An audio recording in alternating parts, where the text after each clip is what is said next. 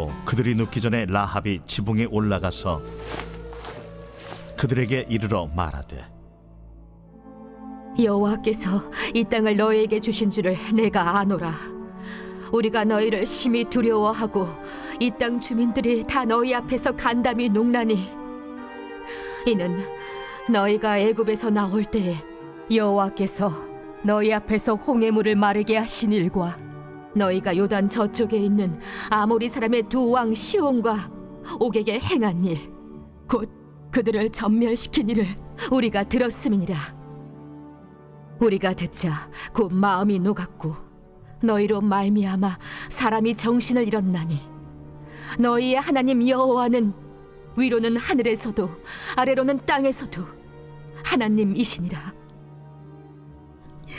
그러므로 이제 청하노니 내가 너희를 선대하였은즉 너희도 내 아버지의 집을 선대하도록 여호와로 내게 맹세하고 내게 증표를 내라. 그리고 나의 부모와 나의 남녀 형제와 그들에게 속한 모든 사람을 살려주어 우리 목숨을 죽음에서 건져내라. 내가 우리의 이 일을 누설하지 아니하면 우리의 목숨으로 너희를 대신할 것이요 여호와께서 우리에게 이 땅을 주실 때에는 인자하고 진실하게 너를 대우하리라.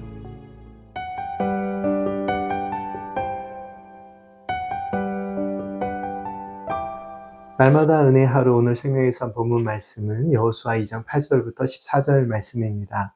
먼저 이 말씀의 배경에 대하여 정리하면서 말씀의 은혜를 이어가겠습니다. 모세가 이스라엘 백성을 40년간 이끈 후에 여호수아가 그 뒤를 이어서 민족의 영적인 지도자가 되었습니다. 요단강 앞에 선 여호수아와 이스라엘 백성들은 이제 하나님께서 약속하신 땅으로 들어갈 준비를 갖추고 있습니다. 하나님께서는 그들의 발이 닿는 모든 곳을 주시겠다고 약속하셨고 여호수아는 하나님의 신실하신 약속을 의지하며 믿음으로 하나님의 뜻을 따라 나아갑니다.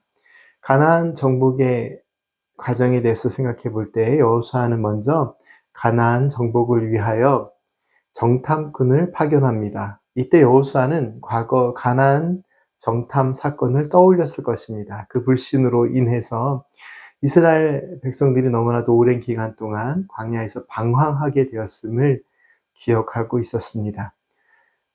여리고는 오래된 도시였는데 무엇보다 견고하게 세워진 성벽으로 인해서 정복하기 어려운 도시였습니다. 여호수아가 보낸 두 정탐꾼은 라합의 집에 머물렀는데 그런데 누가 정탐꾼들이 라합의 집에 있다는 사실을 여리고 왕에게 보고하죠.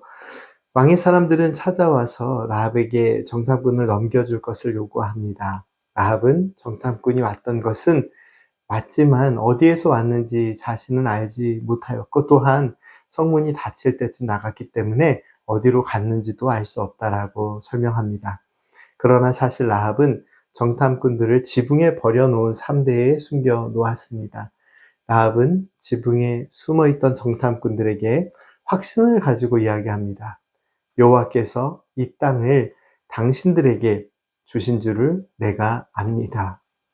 라합은 하나님께서 행하신 일들에 대하여 들었고 하나님을 경외하는 마음으로 그 마음 때문에 정탐꾼을 도와주었던 것입니다. 라합은 비록 이방인이었고 성경 말씀의 표현처럼 기생이었습니다. 그러나 자신의 신분과는 상관없이 하나님을 경외하는 마음이 있었고 하나님을 신뢰하는 굳건한 믿음도 있었습니다. 그리고 자신과 가족을 구원하는 하나님의 은혜를 경험하게 됩니다. 하나님께서는 라합과 그녀의 가족을 보호해 주셨고 이스라엘 공동체 안에서 살아갈 수 있도록 허락하셨습니다. 라합은 비록 가나안 출신 이방인이었지만 이스라엘의 신앙의 역사에서 중요한 믿음의 계보를 이어가게 됩니다. 라합을 통해 우리가 확인할 수 있는 큰 은혜의 사실이 있습니다. 비록 죄악과 불순종, 불신앙으로 인해 멸망할 수밖에 없던 민족들, 사람들일지라도 하나님을 경외하고 하나님께서 행하실 일들에 대하여 겸손한 마음으로 신뢰의 고백으로 나아오는 사람들에게 하나님께서는 믿음을 허락하시고 하나님의 백성으로서 살아가는 은혜를 누리게 하십니다. 라합이 정탐꾼을 숨겨준 이유는 여리고 왕의 권세가 아니라 하나님의 권능에 대한 경외와 순종이 있었기 때문입니다. 11절 말씀에 잘 표현되어 있듯이 라합은 하나님께서 행하신 일들에 대하여 듣고 여호와 하나님께서는 하늘과 땅의 하나님이심을 고백합니다. 그렇기 때문에 이 땅의 권세를 가진 여리고 왕에 대하여 두려워하지 않았습니다. 10절과 11절 말씀입니다. 이는 너희가 애굽에서 나올 때에 여호와께서 너희 앞에서 홍해물을 마르게 하신 일과 너희가 요단 저쪽에 있는 아모리 사람의 두 왕 시온과 옥에게 행한 일, 곧 그들을 전멸시킨 일을 우리가 들었음이니라. 우리가 듣자 곧 마음이 녹았고 너희로 말미암아 사람이 정신을 잃었나니 너희의 하나님 여호와는 위로는 하늘에서도 아래로는 땅에서도 하나님이시니라. 라합의 이 고백에서 아주 중요한 내용을 발견할 수 있습니다.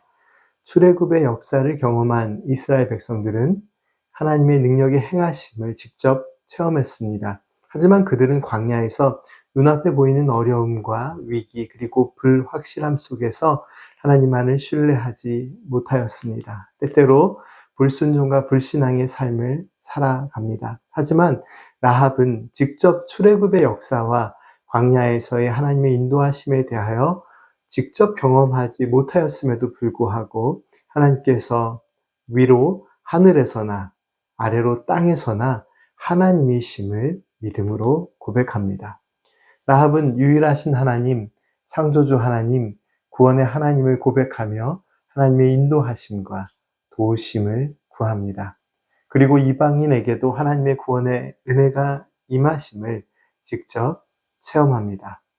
오늘 본문 말씀은 단지 한 이방 여인의 놀라운 믿음의 결단이나 깊이에 대하여 강조하고 있는 것은 아닙니다.